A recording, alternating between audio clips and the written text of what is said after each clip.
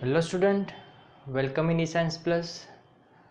आज का हमारा टॉपिक वो है source of electromagnetic wave. Electromagnetic wave produce कैसे होता है, उसके पहले 12th के जो इनिशियल चैप्टर है उसको याद करते हैं। चार्ज बच्चों, चार्ज है वो हमने रेस्ट में है तब पढ़ा था। अगर चार्ज हमारा रेस्ट पे है मीन्स उसकी जो वेलोसिटी है वो क्या है, ज़ीरो। जब चार्ज की वेलोसिटी ज़ीरो होती है तब हमें क्या मिलता है, इलेक्ट्रिक फील्ड मिलता है। सपोज ये पॉजिटिव चार्ज है तो हमें सिर्फ क्या मिला था, इलेक्ट्रिक फील्ड मिला था। कुछ ऐसे जो हमने चैप्टर नंबर 1 में पढ़ा हुआ है। अगर चार्ज है वो है मोशन में, मोशन दो तरीके की हो सकती है। मीन्स उसकी वेलोसिटी है वो कांस्टेंट है। कांस्टेंट वेलोसिटी का मीनिंग है उसका एक्सेलरेशन क्या है, zero. Change in velocity zero है, जो हमने चैप्टर नंबर 4 में पढ़ा हुआ है, चैप्टर नंबर 3 में पढ़ा हुआ है। तब हमें मिलता है करंट। और जो करंट है वो क्या प्रोड्यूस करता है,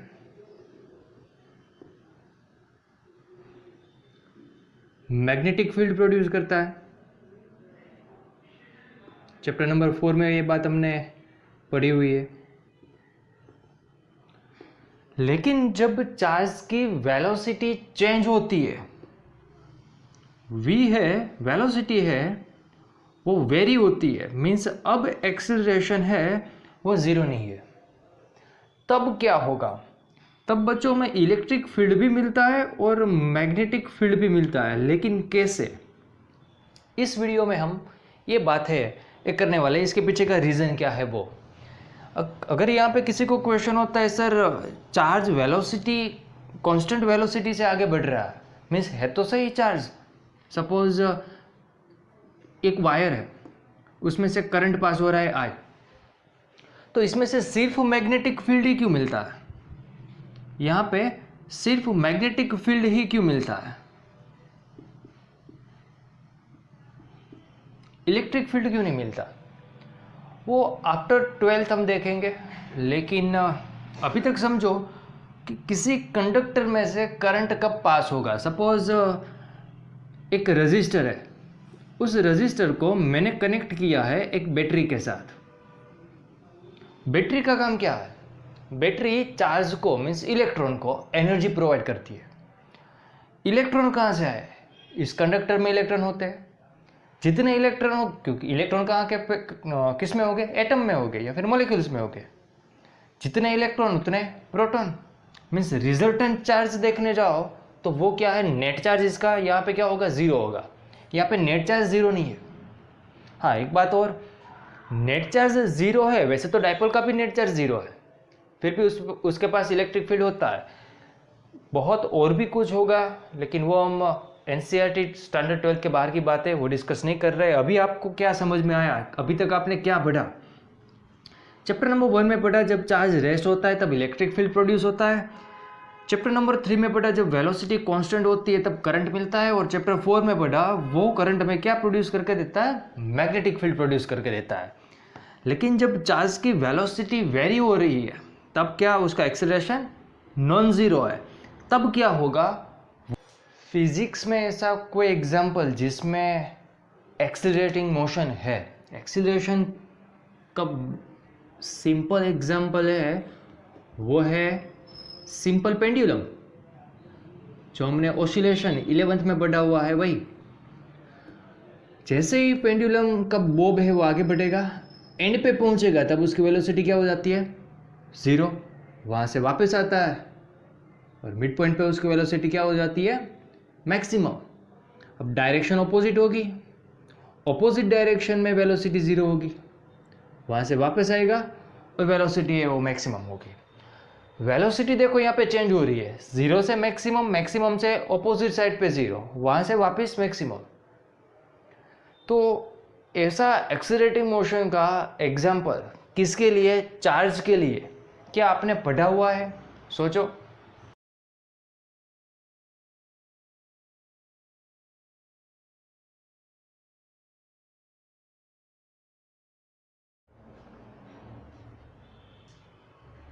वो एग्जाम्पल यस वो है एलसी ऑसिलेशन। चैप्टर नंबर 7 में हमने पढ़ा हुआ है लास्ट में, है ना। तो एक एलसी ऑसिलेटर है। एलसी ऑसिलेटर में काम क्या होता था, कैपेसिटर की जो एनर्जी थी वो किसको मिलती थी, इंडक्टर को, और इंडक्टर की एनर्जी किसको मिल रही थी, कैपेसिटर को। ओके, मीन्स एनर्जी है वो दोनों के बीच में क्या हो रही थी, ऑसिलेट हो रही थी, कैपेसिटर एंड इंडक्टर के बीच में। तो फॉर एग्जांपल अभी मेरे पास एक फुल्ली चार्ज कैपेसिटर है। ये जो कैपेसिटर है वो फुल्ली चार्ज कैपेसिटर है, और वहाँ पे जो चार्ज है वो है प्लस क्यू नॉट, और दूसरी प्लेट पे है वो है माइनस क्यू नॉट। मीन्स अब एनर्जी है कैपेसिटर की वो क्या है, मैक्सिमम है, और इंडक्टर की एनर्जी इस कंडीशन में अभी क्या होगी, ज़ीरो होगी। बच्चों इंडक्टर काम क्या कर रहा था, इंडक्टर है वो एनर्जी का जो फ्लो का है वो क्या करता है, ओपोज करता है, फ्लो का ओपोज करता है। इस पर लेंस लो चैप्टर नंबर 6। ओके, जैसे ही मैं की है यहाँ पे ऑन करूँगा तब क्या होगा, इसमें से करंट पास होगा। करंट कैसे पास होगा, कुछ ऐसे, पॉजिटिव टू नेगेटिव। तो क्या टोटली जैसे ही कनेक्ट मैंने किया कैपेसिटर डिस्चार्ज हो जाएगा डायरेक्ट मैक्सिमम में से zero, then your answer is no. जो करंट है, पहले जो करंट इस कंडीशन में यहाँ पे जैसे ही मैं की ऑन करूँगा, नो डाउट अभी फिलहाल करंट है वो क्या है, ज़ीरो। अब क्या होगा, यहाँ से वो चार्ज है वो फ्लो होके यहाँ पे जाएंगे, पॉजिटिव चार्ज। हाँ, जब हम पॉजिटिव चार्ज लेके बोल रहे हैं, लेकिन आपको पता है जो चार्ज मूव होता है वो कौन सा होता है, नेगेटिव होता है। चैप्टर नंबर 3 में पढ़ा हुआ है हमने। लेकिन कन्वेंशनल डायरेक्शन करंट की जो ले रहे हैं वो है positive to negative, that's why I am talking about positive charge.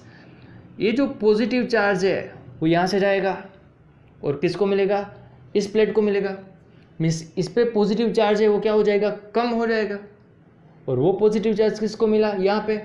Negative में पॉजिटिव वैल्यू ऐड करेंगे तो कम नेगेटिव होगी। ओके, तो अब जो चार्ज बचा है वो यहाँ पे सपोज वो है Q की वैल्यू Q नॉट से छोटी है, यहाँ पे है माइनस Q। अब क्या होगा, करंट फ्लो होना स्टार्ट हुआ। जो करंट पहले कितना था, ज़ीरो था। ओके, आगे बढ़ते हैं। अब करंट डायरेक्ट ज़ीरो में से मैक्सिमम नहीं हो जाएगा, क्योंकि इंडक्टर है वो क्या करेगी, उसका ओपोज करेगी। इंडक्टर में क्या होगा, इंड्यूस ईएमएफ मिलेगा। इंड्यूस ईएमएफ का फॉर्मूला आपको पता है, epsilon is equal to minus L di/dt। इसमें इंड्यूस करंट होगा। दूसरा फॉर्मूला भी आपको पता है, epsilon is equal to minus N d∅/dt। तो वो सब बात चैप्टर नंबर 6 में पढ़े हुए हैं, इसके लिए उसको ज़्यादा आगे नहीं बढ़ाते। हमें जिसकी ज़रूरत है इस टॉपिक में, अब उसकी बात करते हैं आगे। ओके, अब इंडक्टर है उसके पास एनर्जी आ रही है, इंक्रीज हो रही है। कैपेसिटर की एनर्जी क्या हो रही है, डिक्रीज हो रही है। फिर से ये जो पॉजिटिव चार्ज था, पूरा पॉजिटिव चार्ज किसको मिल जाएगा, इसको मिल जाएगा, पूरा चार्ज इसको मिल गया। अब कैपेसिटर की एनर्जी क्या हो जाएगी, ज़ीरो, और चार्ज भी क्या हो गया कैपेसिटर पे, ज़ीरो। मीन्स इस कंडीशन में कैपेसिटर है वो क्या है, फुल्ली डिस्चार्ज। जितना भी चार्ज था कैपेसिटर पे वो पूरा चार्ज कहाँ पे है, सर्किट में है। मीन्स अब इस कंडीशन में करंट जो हमारा फ्लो हो रहा है वो करंट कैसा करंट है, मैक्सिमम करंट है। कैपेसिटर की एनर्जी ज़ीरो है और इंडक्टर की एनर्जी है वो अब कैसी है, मैक्सिमम। चैप्टर नंबर 7 आते आगे क्या होगा, वो अब करंट फ्लो होना बंद हो जाएगा। तो आंसर है ना, इंडक्टर का काम क्या है, ऑपोज करना। लेंस लो, पहले जो बढ़ रहा था उसको डायरेक्ट बढ़ने नहीं दिया, स्लोली उसकी वैल्यू है बढ़ेगी, करंट की मैक्सिमम हो जाएगी। अब करंट है डिक्रीज होगा, मैक्सिमम में से उसकी वैल्यू डिक्रीज होगी। या फिर आप ऐसा भी बोल सकते हो, अब जो करंट फ्लो होगा वो किसकी वजह से होगा, चार्ज को एनर्जी कौन देगा, कैपेसिटर के पास तो एनर्जी है नहीं, तो अब किसके पास एनर्जी है, इंडक्टर के पास। तो अब इंडक्टर है वो एनर्जी देगा। अब इंडक्टर चार्ज को एनर्जी दे रहा है। करंट की डायरेक्शन कौन सी थी, ये डायरेक्शन थी। ये जो करंट है वो कौन सा करंट है, जीरो में से मैक्सिमम हो रहा है। ये जो करंट है वो है इंक्रीजिंग करंट, इसकी वैल्यू है वो इंक्रीज हो रही है। अब जो करंट होगा वो आई, ये जो करंट की वैल्यू है वो क्या हो रही है, डिक्रीज हो रही है, डिक्रीजिंग करंट है। ओके, करंट की डायरेक्शन तो वही है, मीन्स यहां से पॉजिटिव चार्ज आएगा, पहले जीरो चार्ज था, यहां से मैं पॉजिटिव चार्ज ले रहा हूं तो चार्ज यहां पे क्या जाएगा, नेगेटिव। वो पॉजिटिव चार्ज मैंने इस प्लेट को दिया तो कुछ ऐसा चार्ज बना। ओके, कुछ ऐसी कंडीशन हो रही है। और आगे बढ़ते हैं, फिर से यहाँ पे मैक्सिमम चार्ज मैंने ले लिया, यहाँ पे माइनस क्यू है, यह है प्लस क्यू। मैक्सिमम चार्ज जितना पहले था उतना ही, ये हो गया माइनस क्यू नॉट, ये हो गया प्लस क्यू नॉट। अब इंडक्टर की वैल्यू क्या हो गई, एनर्जी की वैल्यू जीरो। इंडक्टर की जितनी भी एनर्जी है वो कहाँ पे खर्च हो गई, कहाँ पे एक्सपेंस हो गई, इस करंट को फ्लो करने के लिए। तो अब जो करंट की वैल्यू यहाँ पे क्या हो जाएगी, फिर से जीरो। कुछ करंट है वो फ्लो ही नहीं हो रहा, लेकिन यहाँ पे ध्यान से देखो आप, पोलैरिटी एग्जैक्ट क्या हो गई, ऑपोजिट हो गई। अब किसके पास एनर्जी आ गई, टोटल एनर्जी अब किसके पास है, कैपेसिटर के पास। और फिर से किसका टर्न, कैपेसिटर का। मीन्स दोनों के बीच में रेस है, पहले एक बार कैपेसिटर एनर्जी दे रहा है, दूसरी बार इंडक्टर एनर्जी दे रहा है। एनर्जी है कैपेसिटर एंड इंडक्टर के बीच में क्या हो रही थी, ऑसिलेट हो रही थी। आगे आगे बढ़ते हैं। अब टर्न है कैपेसिटर का, कैपेसिटर की पॉजिटिव चार्ज यहाँ पे है, अब वहाँ से फ्लो होना स्टार्ट होगा कुछ ऐसे। ओके, तो जो करंट है अब यहाँ से बढ़ेगा, करंट है आई, यहाँ से मैं थोड़ा बहुत पॉजिटिव चार्ज ले रहा हूँ तो यहाँ पे सिर्फ प्लस क्यू बचेगा। वो पॉजिटिव चार्ज मैंने दे दिया इसको, फुल्ली नेगेटिव था, नेगेटिव वैल्यू कम हो जाएगी, माइनस क्यू, और current positive to negative. Capacitor की एनर्जी डिक्रीज होगी, इंडक्टर की एनर्जी इंक्रीज होगी, क्योंकि करंट की वैल्यू क्या हो रही है, बढ़ रही है, जीरो में से कुछ वैल्यू मिली। और you know that energy of inductor is given by U is equal to 1/Li², where I is current passing from inductor. Okay, फिर से यहां पे और एनर्जी कैपेसिटर देगा तो जितना चार्ज है सब चार्ज है वो आगे बढ़ेगा और करंट फ्लो होगा कुछ आगे। अब चार्ज कैपेसिटर पे क्या हो जाएगा, जीरो, क्योंकि कैपेसिटर की एनर्जी का फॉर्मूला क्या है, Q²/2C। जब तक Q जीरो नहीं हो जाता तब तक कैपेसिटर के पास एनर्जी है। टोटल एनर्जी किसको दे दी उसने, इंडक्टर को। अब कैपेसिटर पे कुछ चार्ज है ही नहीं, अब टोटल एनर्जी किसके पास है, इंडक्टर के पास। और करंट देखो अब क्या हो जाएगा, कुछ चार्ज है ही नहीं, आगे बढ़ रहा है। पहले तो ये वैल्यू है, कौन सी वैल्यू है, इंक्रीजिंग वैल्यू है करंट की। टोटल एनर्जी मिल चुकी है तो ये जो करंट होगा वो कौन सा करंट हो जाएगा, मैक्सिमम। अब टोटल एनर्जी किसके पास है, इंडक्टर। अब किसका टर्न, इंडक्टर का। अब इंडक्टर एनर्जी देगा क्योंकि चार्ज को फ्लो होना स्टार्ट रखेगा सेम डायरेक्शन में, पहले कैपेसिटर की वजह से, अब इंडक्टर की वजह से, सेम डायरेक्शन में। मीन्स यहाँ पे क्या होगा, पॉजिटिव चार्ज ले लूंगा मैं, पॉजिटिव चार्ज यहाँ से लेंगे तो यहाँ पे कौन सा चार्ज आएगा, नेगेटिव। और वो पॉजिटिव चार्ज मैं यहाँ पे दे रहा हूँ, कुछ नहीं था तो उस पर पॉजिटिव चार्ज आ गया, कुछ ऐसे हो गए। अब करंट की वैल्यू जो है यहाँ पे, करंट आई, ये कौन सा करंट है, मैक्सिमम में से कुछ वैल्यू क्या होगी, कम। तो ये जो करंट है वो डिक्रीजिंग करंट है, वैल्यू उसकी डिक्रीज हो रही है। फिर से आगे बढ़ते हैं, जितनी एनर्जी इंडक्टर की थी वो सब एनर्जी से मैं यहाँ पे चार्ज ले रहा हूं। अब कैपेसिटर की इस प्लेट पे पॉजिटिव चार्ज आ जाएगा, यहाँ पे नेगेटिव चार्ज आ जाएगा। और अब जो करंट फ्लो होगा वो क्या हो जाएगा, जितना भी चार्ज है वापस किसको दे दिया, कैपेसिटर को दे दिया। यहाँ तो करंट कुछ पास ही नहीं हो रहा है, जीरो। तो बच्चों जहाँ से हमने स्टार्ट किया था घूम के वापस यहाँ पर हम पहुँच चुके हैं।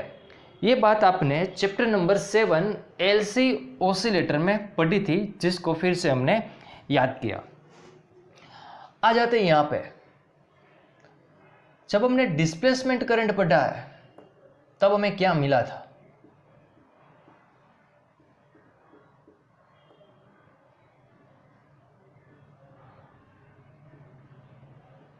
ये जो है वो है वायर। वायर में से जो करंट पास होता है वो करंट कौन सा होगा? Conduction current. मीन्स जिस करंट की हम बात कर रहे हैं, ये जो करंट है, एक करंट, वो कौन सा करंट है? वायर में से पास हो रहा है, वो मीन्स कंडक्शन करंट है। जो कैपेसिटर की प्लेट के बीच में जो करंट पास होता है वो करंट है हमारा डिस्प्लेसमेंट करंट। तो डिस्प्लेसमेंट करंट की डायरेक्शन कौन सी होती है? जिस डायरेक्शन में पॉजिटिव चार्ज मोशन करता है वही डायरेक्शन में क्या होता है? करंट मिलता है। और पॉजिटिव चार्ज कौन सी डायरेक्शन में मोशन करता है? इन the direction of external electric field. और यहाँ पे एक्सटर्नल इलेक्ट्रिक फील्ड की डायरेक्शन पॉजिटिव प्लेट से नेगेटिव प्लेट की ओर है। Means displacement current and external electric field दोनों की डायरेक्शन क्या होगी? सेम होगी। अब सोचते हैं हम यहाँ पे, ये जो इलेक्ट्रिक फील्ड है यहाँ पे, उसकी वैल्यू क्या हो रही है वो सोचो। पहले इलेक्ट्रिक फील्ड की वैल्यू थी वो मैक्सिमम थी, बाद में इलेक्ट्रिक फील्ड की वैल्यू है वो डिक्रीज हो रही है, और होते होते इलेक्ट्रिक फील्ड है यहाँ पे क्या हो गया? ज़ीरो। ओके, तो वही बात हम ग्राफ में अगर ड्रॉ करना चाहते हैं तो क्या मिलेगा? सपोज टोटल हम 8 कंडीशन ले लेते हैं।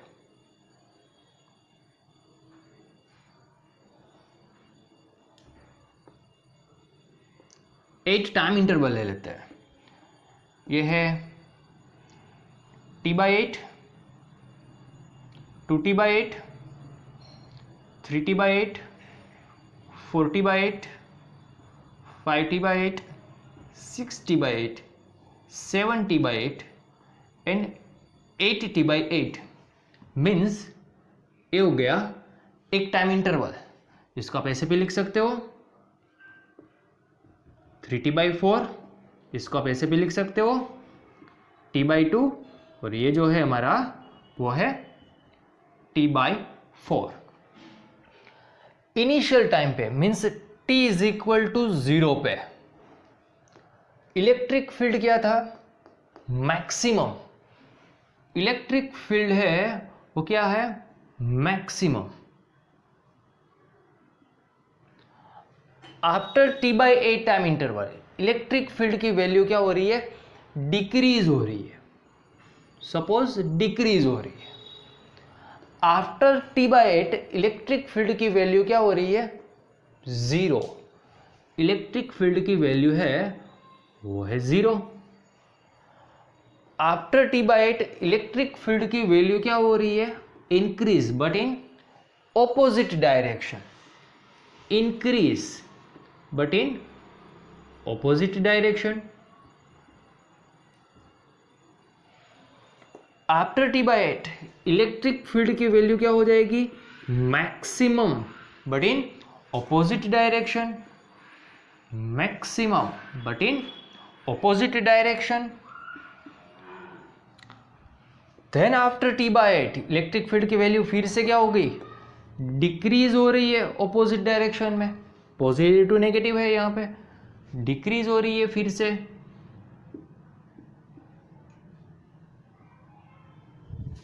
यहां पे आते हैं, चार्ज 0, फील्ड 0। चार्ज बढ़ा लेकिन फिर से फील्ड की डायरेक्शन देखो क्या होगी? ऑपोजिट। आफ्टर T/8 फील्ड की डायरेक्शन सेम रहेगी लेकिन हो जाएगी मैक्सिमम। बच्चों यहां पे ग्राफ देखो क्या मिल रहा है फील्ड का।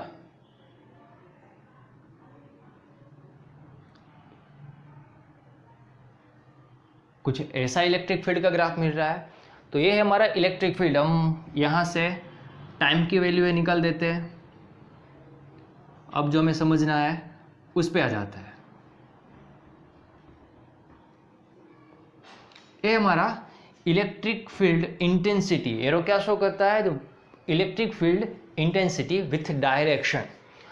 अब आ जाते हैं, हाँ इलेक्ट्रिक फील्ड यहाँ पे चेंज हो रहा है एज पर Maxwell's law, Ampere Maxwell law. Change in electric field क्या प्रोड्यूस करता है, मैग्नेटिक फील्ड प्रोड्यूस करता है। तो यहाँ पे मैग्नेटिक फील्ड की डायरेक्शन क्या होगी वो हमें सोचनी है। आ जाते हैं यहाँ पे, ये जो करंट है वो है कंडक्शन करंट। हमें मैग्नेटिक फील्ड के लिए कौन सा करंट लेना होगा, चेंज इन इलेक्ट्रिक फील्ड में कौन सा करंट मिलता है हमें, डिस्प्लेसमेंट करंट। तो हम जो बात कर रहे हैं वो डिस्प्लेसमेंट करंट की ही बात करेंगे। कंडक्शन करंट कंडक्टिंग वायर में होता है। सोचो यहाँ पे इलेक्ट्रिक फील्ड की वैल्यू क्या हो रही है, डिक्रीज हो रही है। फिर से इलेक्ट्रिक फील्ड की वैल्यू है वो क्या हो रही है, डिक्रीज हो रही है। सपोज ये जो है का लूप और उसमें से पास हो रहा है, यह है करंट। मैं उस करंट को वो नेम दे रहा हूँ, वो है आई डी, ऐसा मैंने नेम दिया। अगर इस करंट की वैल्यू डिक्रीज होगी, पहले तो इस करंट की वजह से फील्ड की डायरेक्शन कौन सी है वो देखते हैं। जिस डायरेक्शन में करंट होता है उस डायरेक्शन में आप आपकी राइट हैंड फिंगर से कर्ल करो। जिस डायरेक्शन में थंब रहता है वो डायरेक्शन मैग्नेटिक फील्ड की डायरेक्शन होती है। तो यहाँ पे जो मैग्नेटिक फील्ड की डायरेक्शन हमें मिलेगी वो आउटर डायरेक्शन मिलेगी, बाहर आ रही है, आउटसाइड ऐसी मिलेगी। अब हम करंट की वैल्यू क्या सोचते हैं, डिक्रीज हो रही है। जैसे ही करंट डिक्रीज होगा तो फील्ड क्या करेगा, मैग्नेटिक फील्ड क्या होगा इसमें, एज पर लेंस लॉ मैग्नेटिक फील्ड ऐसे इंड्यूस ईएमएफ मिलेगा उसमें पहले तो उसमें मैग्नेटिक फील्ड ऐसे क्रिएट होगा कि इस डिक्रीज वैल्यू हो रही है उसका अपोज करे।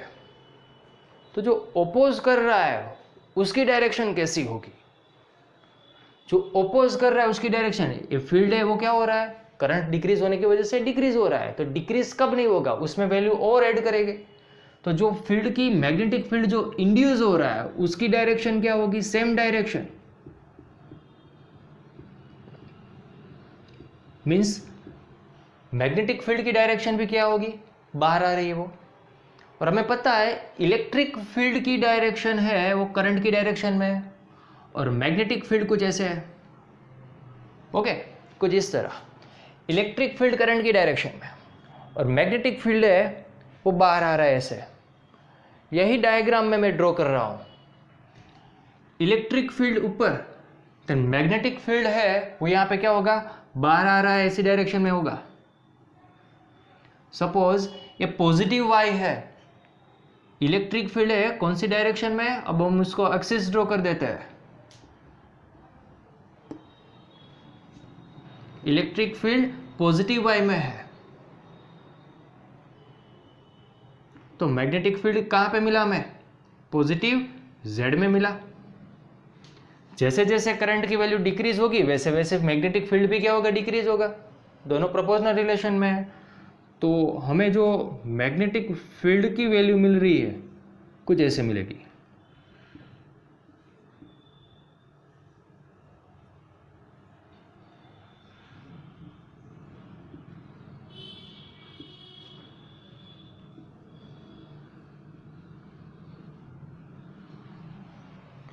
Magnetic field and electric field दोनों एक दूसरे के साथ कैसे है, म्यूचुअली परपेंडिकुलर है। और प्रोपोगेशन कौन सी डायरेक्शन में, एक्स डायरेक्शन में। तो हम ऐसा बोल सकते हैं इलेक्ट्रिक फील्ड की डायरेक्शन अगर वाई है तो मैग्नेटिक फील्ड की डायरेक्शन कौन सी होगी, जेड, और उसके प्रोपोगेशन की डायरेक्शन कौन सी है, एक्स। मीन्स अगर आप जे क्रॉस के अगर ऐसा करते हो तो आपको क्या मिलता है, आई। You can say that propagation of electromagnetic wave is always in the direction of E cross B. E cross B की डायरेक्शन में ही प्रोपोगेशन होगा इस वेव का। ऐसा मत लिखना v is equal to E cross B ना, मैथमेटिकली वो सही नहीं है। मैथमेटिकली में क्या मिलता है, सिर्फ डायरेक्शन के लिए ही। ई क्रॉस बी की डायरेक्शन कौन सी डायरेक्शन होती है, प्रोपोगेशन की डायरेक्शन होती है इलेक्ट्रोमैग्नेटिक वेव की। देखो इलेक्ट्रिक फील्ड भी है, मैग्नेटिक फील्ड भी है। ये जो इलेक्ट्रिक फील्ड है वो चेंज हो रहा है, उसकी वजह से हमें क्या मिला, ये मैग्नेटिक फील्ड मिला। और ये जो मैग्नेटिक फील्ड चेंज हो रहा है उसकी वजह से हमें क्या मिला, electric field. Change in electric field फिर से magnetic field, change in magnetic field फिर से इलेक्ट्रिक फील्ड। तो दोनों एक दूसरे को प्रोड्यूस करते जाते हैं और वैसे इलेक्ट्रोमैग्नेटिक वेव है वो प्रोड्यूस होता है। तो जैसे हमने अभी स्टार्टिंग में बात की थी, एक्सेलरेटिंग चार्ज है वो क्या प्रोड्यूस करता है, accelerating charge electromagnetic wave produce करता है। तो ऐसा एलसी ऑसिलेटर फर्स्ट किसी ने बनाया, लैब में एक्सपेरिमेंट किया, वो है हर्ट्ज। तो अब हम देखते हैं हर्ट्ज एक्सपेरिमेंट। चलो स्टूडेंट आगे बात करते हैं, वो है हर्ट्ज एक्सपेरिमेंट। हमने अभी आगे बात की जैसे एलसी ऑसिलेटर में हमें चार्ज को एक्सेलरेट करना है, उसके लिए हम सप्लाई कौन सा ले सकते हैं, चैप्टर 7 में जैसा लिया था हमने वैसा ही एसी सप्लाई। क्योंकि एसी सप्लाई क्या करता है, चार्ज को ऑसिलेट। ओके, उस एसी सप्लाई को हमने कनेक्ट किया है, वो है इंडक्शन कॉइल के साथ। इंडक्शन कॉइल का काम क्या है, एनर्जी स्टोर करेगा बाद में रिलीज करेगा। इसके लिए इंडक्शन कॉइल रखी हमने, उसको कनेक्ट किया है मेटालिक रोड, एम और एन है वो है मेटालिक रोड, और दोनों एंड पे दूसरा लगाया है वो है मेटालिक स्फीयर। इसके पीछे का रीज़न क्या है, पहले तो उस सप्लाई में से एनर्जी लेके चार्ज किस पे स्टोर होगा, इस स्फीयर पे। मानो इस पे चार्ज स्टोर हो रहा है positive Q, sorry negative Q, suppose इसमें हो रहा है पॉजिटिव क्यू, क्यू नॉट, जैसा कैपेसिटर में होता है वैसे ही। ये है सपोज उसकी मैक्सिमम वैल्यू। इसका मीनिंग हुआ ये जो स्फीयर है ये यहाँ पे एक्ट कर रहा है कैपेसिटर की तरह। आफ्टर मैक्सिमम वैल्यू अब कैपेसिटर क्या होगा, दूसरा नया चार्ज लेगा नहीं। अब टर्न आया, इसको देखो पाथ मिल रहा है, आपको पता होगा और ज़्यादा चार्ज ऐड करने से क्या होता है, कैपेसिटर में से चार्ज है वो डिस्चार्ज होगा। चैप्टर 2 के कैपेसिटर के स्टार्टिंग का टॉपिक आपने पढ़ा हुआ है। सपोज ये है एक स्फीयर, इस पे मैं चार्ज ऐड कर रहा हूँ 1 माइक्रोकूलम, तो E is equal to K Q upon R square according मुझे क्या मिलेगा, फील्ड मिलेगा। अब मैं 2 माइक्रोकूलम कर रहा हूँ और फील्ड स्ट्रॉन्ग हुआ, 3 माइक्रोकूलम किया, 4 माइक्रोकूलम किया, फील्ड हो चुका है स्ट्रॉन्ग मैक्सिमम। सपोज वो फील्ड की वैल्यू है 3 × 10⁶ वोल्ट पर मीटर। अब क्या होगा, इस मेटालिक स्फीयर के आसपास है सपोज वो है एयर, एयर में होता है एटम्स, एटम्स है तो वो उसमें पॉजिटिव एंड नेगेटिव चार्ज हो गए। नेगेटिव चार्ज पे फील्ड की ऑपोजिट डायरेक्शन में फोर्स लगता है और पॉजिटिव चार्ज पे फील्ड की डायरेक्शन में फोर्स लगता है। ओके, तो अब जैसे ही मैं 4 में से 5 माइक्रोकूलम करने जा रहा हूं तो फील्ड की वैल्यू है इससे बढ़ रही है और ज़्यादा हो रही है, सपोज 3.2 × 10⁶ वोल्ट पर मीटर। और फील्ड बढ़ेगा तो ये नेगेटिव चार्ज है उस पर और ज़्यादा फोर्स लगेगा और वो नेगेटिव चार्ज अट्रैक्ट होगा पॉजिटिव की ओर, अट्रैक्ट होके आ जाता है सपोज यहाँ पे। ओके, तो अब फिर से चार्ज है वो क्या हो जाएगा, कम हो जाएगा, 5 हो ही नहीं पा रहा है क्योंकि नेगेटिव चार्जेस मेड हो रहा है, इससे वैल्यू बढ़ ही नहीं पा रही है। तो ये जो मीडियम है उसने उसकी जो प्रॉपर्टीज है इंसुलेटिंग की मीन्स डाइलेक्ट्रिक की वो लॉस कर दी, ब्रेक हो गई। इस वैल्यू को हमने क्या बोला था, डाइलेक्ट्रिक स्ट्रेंथ। उसके बाद चार्ज ऐड करने से कैपेसिटर में से जो चार्ज है वो क्या हो जाता है, लीक।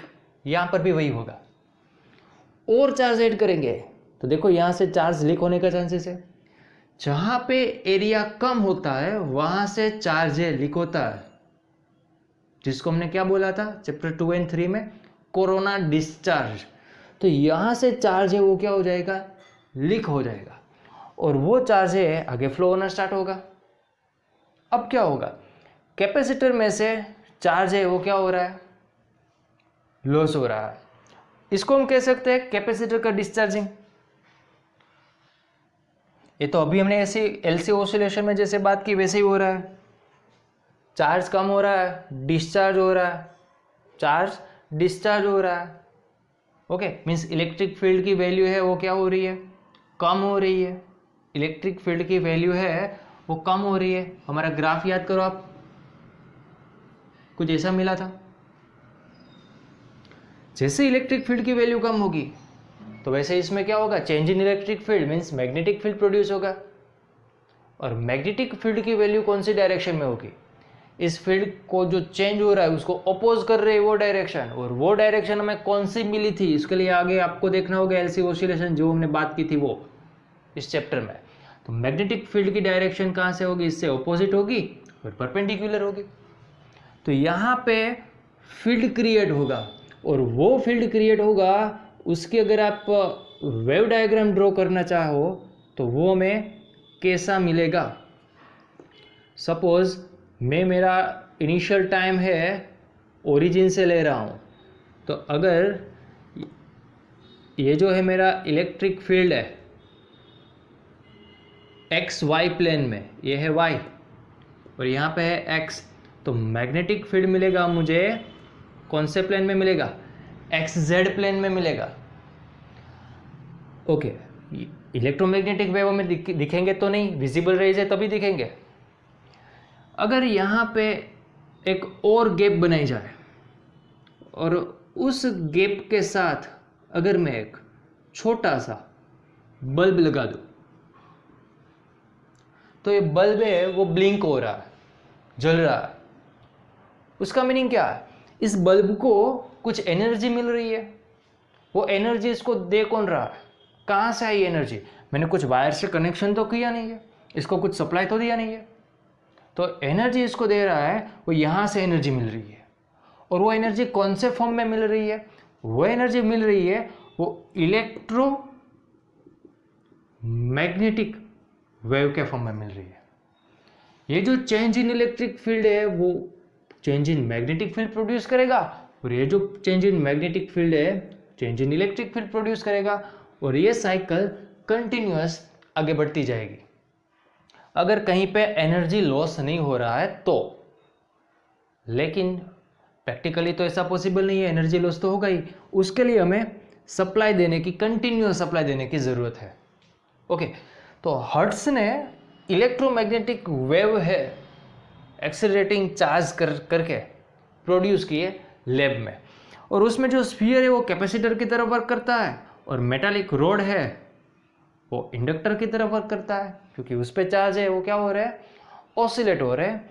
उसकी वजह से हर्ट्ज ने जो प्रैक्टिकल किया उसमें जो फ्रीक्वेंसी उसने रखी, प्रैक्टिकली पॉसिबल हुआ, वो सिर्फ 10⁻11 हर्ट्ज ही पॉसिबल हुआ। मैंने यहाँ पे बोला विजिबल रेज है वो नहीं मिल रही है, क्योंकि विजिबल रेज की फ्रीक्वेंसी है वो, उसकी रेंज है वो है 10⁻14 हर्ट्ज। तो इतनी ज़्यादा फ्रीक्वेंसी के इलेक्ट्रोमैग्नेटिक वेव लैब में उस टाइम पे पॉसिबल नहीं हुए थे। तो नेक्स्ट जो फिजिसिस्ट आए आफ्टर आई थिंक 7 ईयर वो है जगदीश चंद्र बोस। आपको पता है सी इज लैम्बडा एंड फ्रीक्वेंसी दोनों एक दूसरे के साथ इन्वर्स रिलेशन रखता है। जिसकी फ्रीक्वेंसी ज़्यादा उसकी वेवलेंथ है वो कम होगी। ओके, तो यहाँ पे हाई फ्रीक्वेंसी वाले वेव्स पॉसिबल नहीं मिले। High frequency means low wavelength, तो लो वेवलेंथ वाले वेव्स जगदीश चंद्र बोस ने लैब में प्रोड्यूस किए आफ्टर 7 ईयर्स, और उसकी जो वेवलेंथ थी वो 5 mm से लेके 25 mm तक पॉसिबल हुआ। और यही जो वेव मिल रहे थे इलेक्ट्रोमैग्नेटिक वेव को, उसको ट्रांसमिट एक जगह से, एक पॉइंट से दूसरे पॉइंट तक लेके जाने का काम फर्स्ट टाइम किसी ने किया तो वो थे इटली के फिजिसिस्ट जिसका नेम है गुग्लिएल्मो मार्कोनी। और एक जगह से दूसरी जगह पे ट्रांसमिट करने का काम है उसने किया, और उस वेव को बोला रेडियो वेव, जिसकी वजह से कम्युनिकेशन है वो पॉसिबल हुआ। जो मैं यहाँ पे बोल रहा हूँ, आप वीडियो देख रहे हो, कम्युनिकेशन है। अगर ये नहीं होता, ट्रांसमिशन नहीं होता, तो वो पॉसिबल नहीं होगा। ओके, तो ये जितनी भी बातें की, just for your understanding, just for your information, practically electromagnetic wave कैसे मिले थे वो।